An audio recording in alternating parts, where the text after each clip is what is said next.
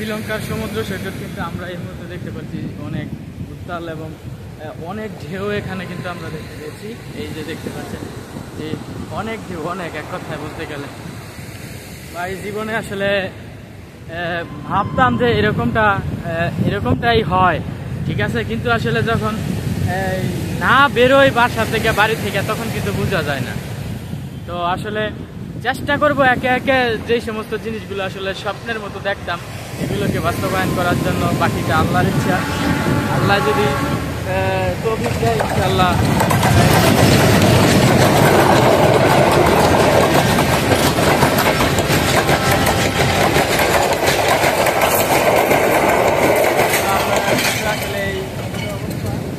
তবে এমনটা হওয়া কিন্তু উচিত না, কারণ এখানে আমার ছোট একটা মিস্টেক হয়েছে।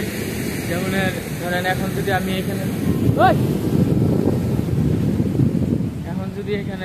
এখানে যদি আমাদের ইয়ে না হতো তাহলে কিন্তু হয়তো একটু ঝামেলা হয়ে যেত এখানে। ওকে।